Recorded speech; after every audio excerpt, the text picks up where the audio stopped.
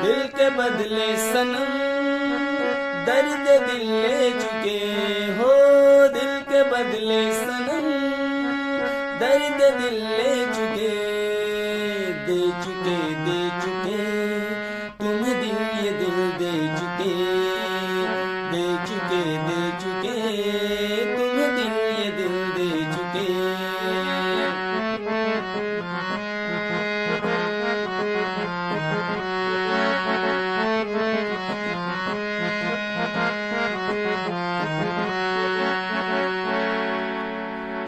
Hello नमस्कार, action Bollywood music में आप सबका एक बार फिर से बहुत बहुत स्वागत है। आइए आज इस वीडियो में मैं आपको कुछ चीजें बताऊंगा कि अपनी मर्जी से आप गाना बजाना चाहते हैं हारमोनियम पे, और सभी व्यक्ति अपनी मर्जी से हारमोनियम पे गाना बजाना चाहते हैं, लेकिन अपनी मर्जी से गाना बजाने के लिए हमें कितना प्रैक्टिस करना चाहिए और किस तरह प्रैक्टिस करना चाहिए वो मैं आपको इसमें बताऊंगा। तो आप वीडियो को लास्ट तक देखें और अच्छे से वीडियो को समझें। तो सबसे पहले आप अपने मन में डिसाइड करें कि संगीत में अलंकार, राग, बंदिश, गाने, भजन कुछ भी आपके सामने आता है, किसी भी चीज को आपको इग्नोर नहीं करना है, हर चीज को बजाना है। क्योंकि जो काम आप कर रहे हैं उसमें ही आप बहुत सारी चीजों को इग्नोर कर देते हैं। जैसे मैंने बहुत से स्टूडेंट ऐसे देखे जिसे उनको अलंकार दिया जाता है तो कहते हैं ये अलंकार बहुत कठिन है, ये हम नहीं कर पाएंगे। अब जब आप उस चीज को करेंगे ही नहीं तो आगे बढ़ेंगे कैसे? किसी चीज को, किसी को बंदिश दो तो वो बोलते हैं मुझे बंदिश अच्छी नहीं लग रही, मुझे इसको नहीं करना। अच्छे लगने से बात नहीं होता है। हम जिन चीजों का उपयोग कर रहे हैं उनसे हमारी एक तैयारी हो रही है।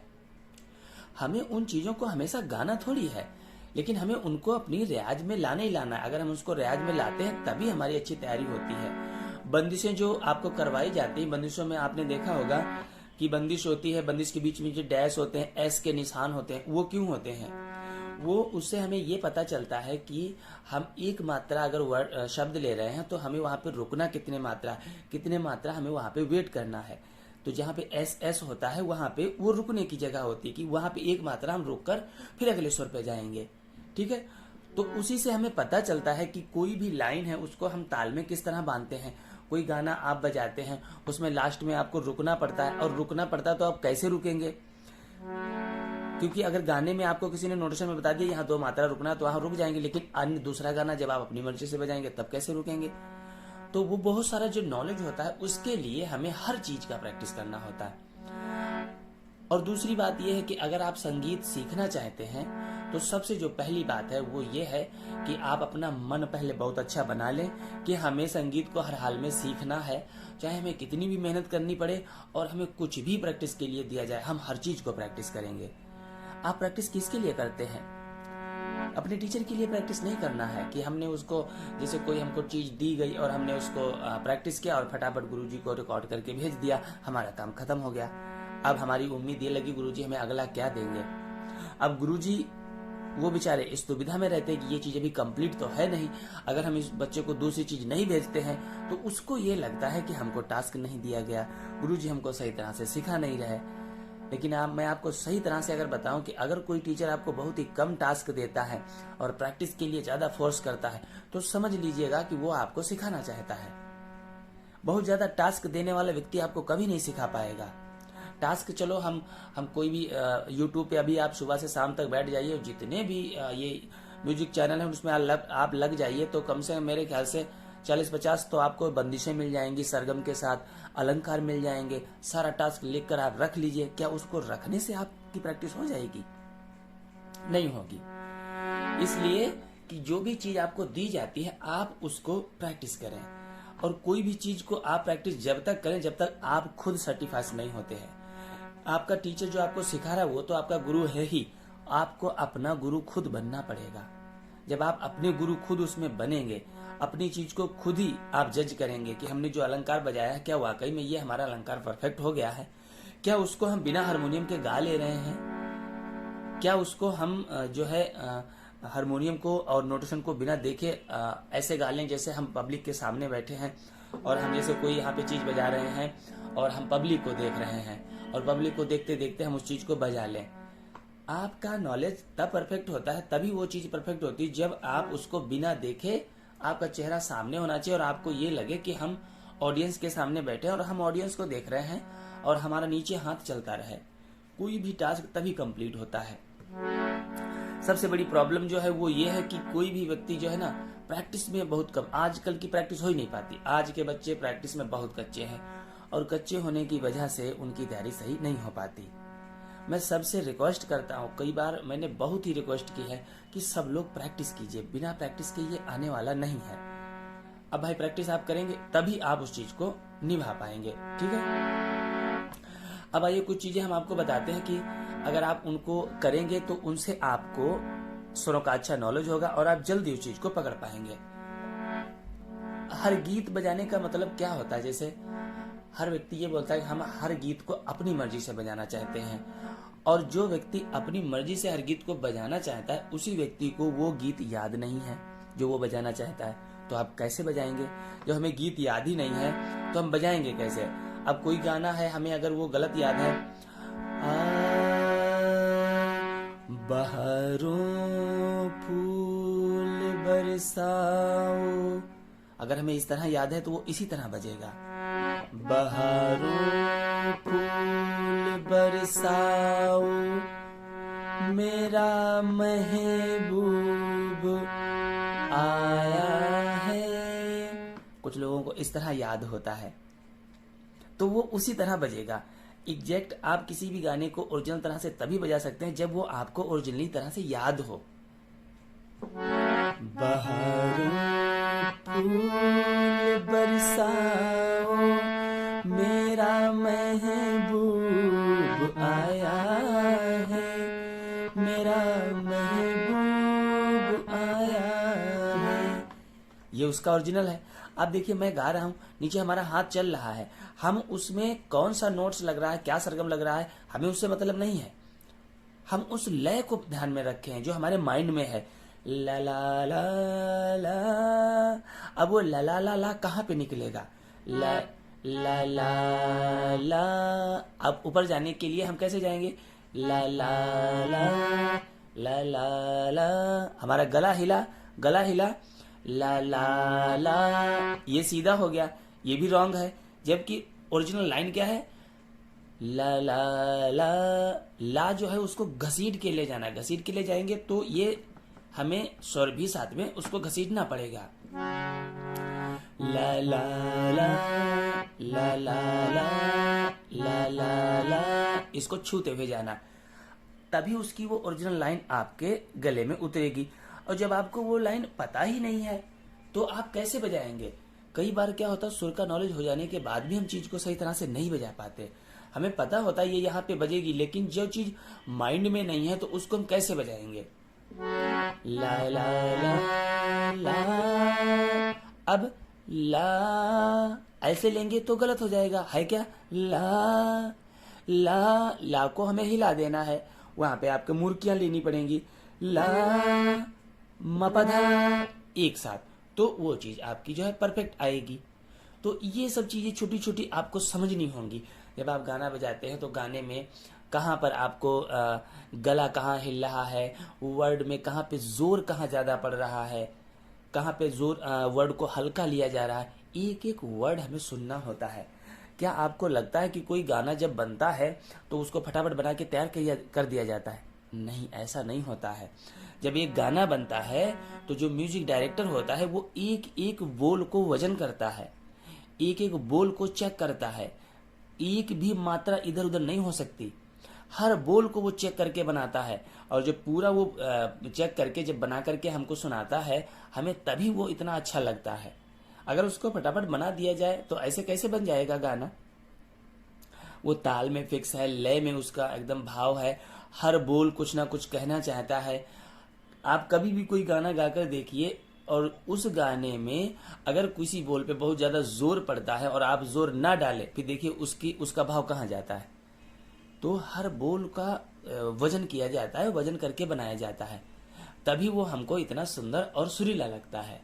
तो आपको भी जब गीत सुनना है तो आपको एक एक बोल सुनना है कि वो बोल रुकता कहाँ पे है, कितनी देर रुकता है, कैसे छोड़ा जाता है, कितना उसमें वजन लिया जाता है। ये सारी बातें उसमें हमें देखनी होती हैं।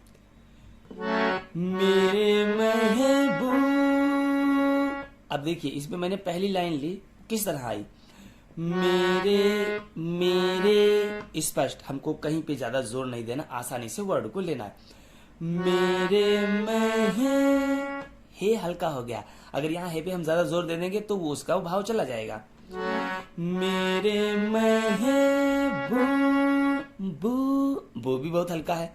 अब देखिए हम इस पे जोर डालते हैं, मेरे बू तो वो भारी हो गया, उसका भाव चला गया।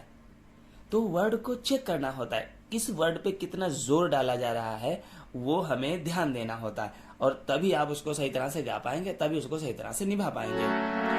मेरे महबूब कयामत होगी, मेरे महबूब